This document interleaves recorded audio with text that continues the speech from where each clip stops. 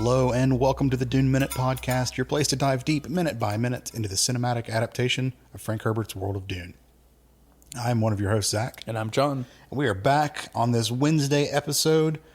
We are continuing the conversation between Gurney and Paul in the canyon. And Chani is shushing. Yes, Chani just got done shushing. Of course, this is minute 92 through 93 of Dune Part 2. And it picks up with Gurney continuing after his revelation that Paul only has 200 men. Yeah. And he says, incredible fighters. Duncan said there were millions of them. So shout out Duncan, Idaho mentioned. Shout out. Rest in peace, my boy. Never coming back ever again. It's too bad we'll never see him again. Never. Much less thousands and thousands and thousands of times. What a shame. Okay. Quick sidebar, because I know we got a lot to get through for the rest of this week and everything. But how far do you think they're going to go with the movies? Do you think they're going to stop with children? I don't know. I think if anything, they're not going to do heretics in Chapter House for sure. I'm teetering on hope and fear here. Yeah. So I would love for them to, after the main motion pictures are done, which I think there should just be the three that we know of right now.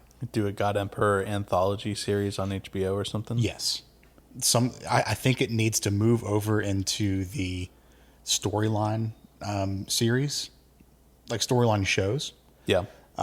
But my fear is that we get the Star Warsification of this, and it becomes every little side character gets their own series, which is fine. Does every Duncan get their own own series? I mean, Jason Momoa has a meal ticket for the rest of his life. Well, that's the other question: is how long do you think Jason Momoa wants to fucking be Duncan fucking Idaho? I know, right? So, I mean, I don't know. I think we'd get one or two more good series out of it.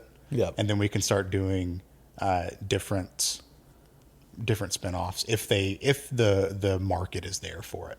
Yeah. I don't know if it's going to be there for it, and that's fine. Yep.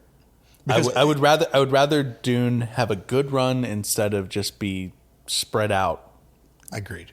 And which I know kind of goes counterintuitive to what we've said about more Dune is always good, but well, every time we've said that, there's been people can't see the show notes, but there's been a little asterisk beside it. A big asterisk. Yeah. Yeah, I don't know. I would rather a quality over quantity situation, and we don't even know what the quality of the third movie is going to be. I would hope it's going to be great. Speaking of some timely news to date this episode, we know that it is called Dune Part 3. Cowards. Call it Messiah. Call it a jihad. You son of a bitch. I don't know, man. I mean, sure, it's just following the naming convention of the first two, but ugh. And is Messiah a follow-up? Yes, but there is also a 12-year gap. It's pretty well its own encapsulated story that has a good leave off at the end. Yep. Yeah. Just call it Messiah.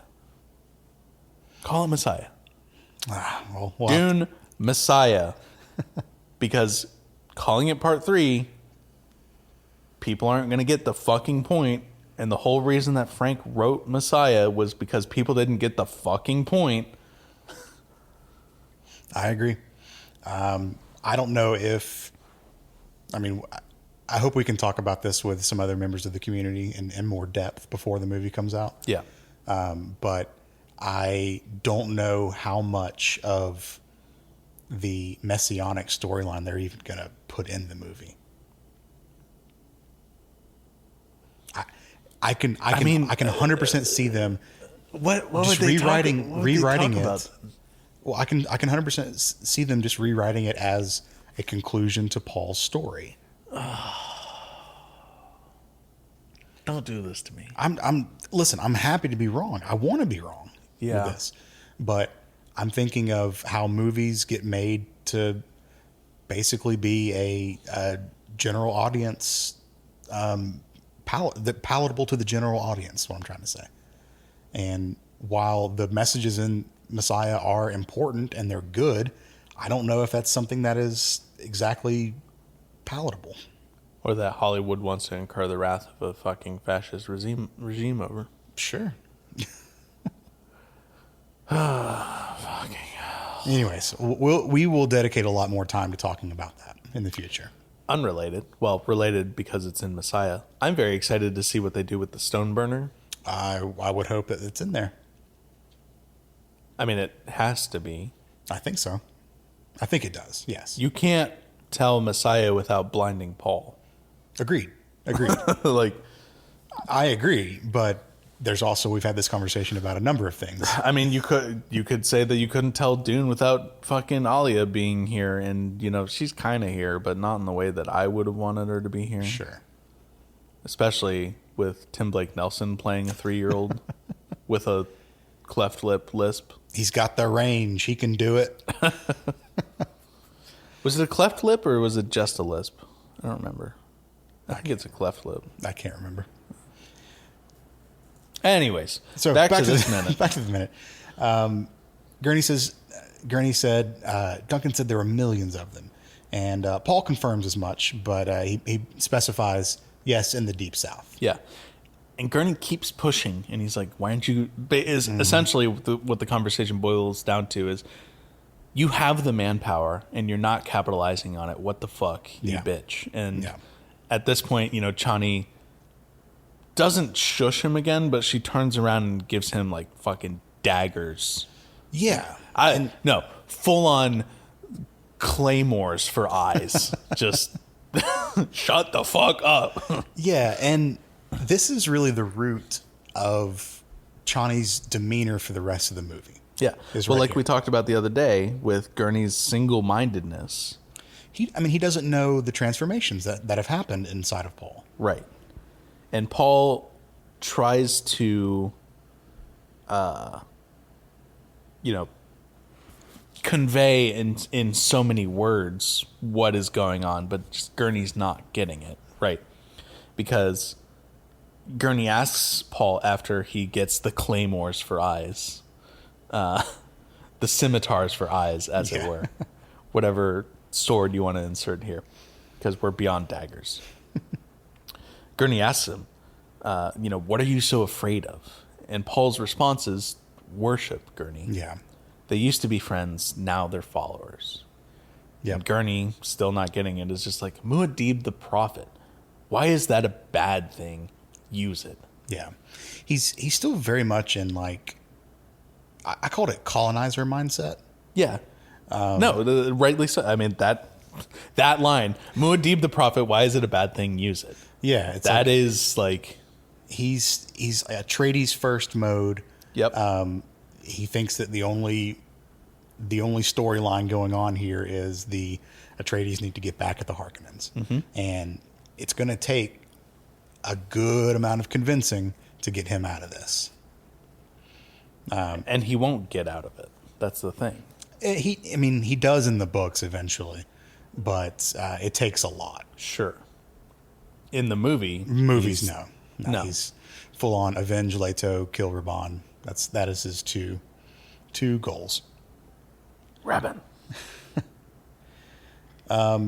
Paul just, after this, is casually drops the bomb that he's clairvoyant now.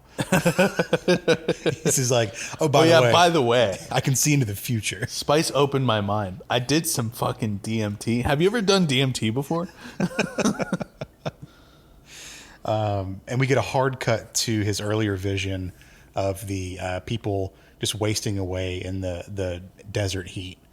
It's a very brief hard cut. It's just very like brief. flashes of it. Yeah. And he says, if I go south, all my visions lead to horror. Billions of corpses scattered across the galaxy, all dying because of me.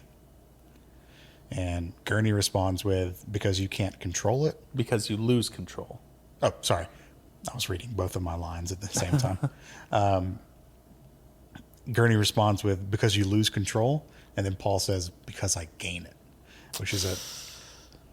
Yep. Stone cold, but good. Yeah. good explanation of what's going on here. It's, I think, as much as we were criticizing the writing of Dune and everything minutes ago. Well, that was one side of my mouth, and if I'm going to talk about the other side of my mouth now. Yeah, well, I was going to say, this is the part of this movie where they are, becoming very overtly, Paul is not a good guy. Yeah. So. Yep. Yeah. I still think they could have done a hard, stare down the barrel of the camera to the audience and go, The hardest fourth wall break. I'm a fucking genocidal asshole. yeah, just to make sure we get it. Yeah. I would not have been upset with that. So we get one more really worried look from Chani. She's concerned about what this new piece on the board is going to influence Paul. And rightly so, because it is a man that Paul has a lifelong relationship with, who has so much sway over Paul's thinking and decision making. And motives that are diametrically opposed to what they're doing. Yep. And we're not going to talk about that at all at any point in the next 2 to 7 days Yes. of episodes. Why would we do that? So after this really worried look, we cut to the open desert again. Mm-hmm. And Gurney is having a real tough time with his tent. He's trying to get it situated, and he's floundering, man. Yep. It's poor buddy. Yep. He does not know the ways of the desert. No. And we kind of get this little air hiss to close out the minute, and that's it cuts off right there. So this is very different from Book Gurney. Okay. Book Gurney kind of just fits. He doesn't fit in with the Fremen culture, but he fits in with the practices just fine. He doesn't wear his still suit slip fashion at the ankles, though. They don't specify. So what we do get from the books is a meeting between him and Stilgar that is not really fleshed out in the movie too much. We get some interactions with them, but not the initial, hey, Stilgar, this is my friend Gurney. Like that. This is Gurney Halleck. Yeah, we don't get that interaction. A rolling ugly man. And Paul specifically says, you are two people that I want you to be friends. Now kiss. Yeah, right. He's like, because there's tension between them. Sure. They're two strong-willed leaders of men with opposing viewpoints on things. So there's going to be tension. And now kiss. we get that played out a lot more in the book. Yep.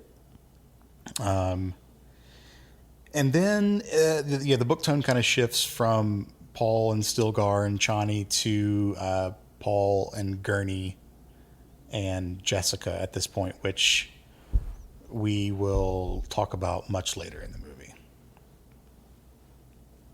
All Do right. they even meet in the movie? Who?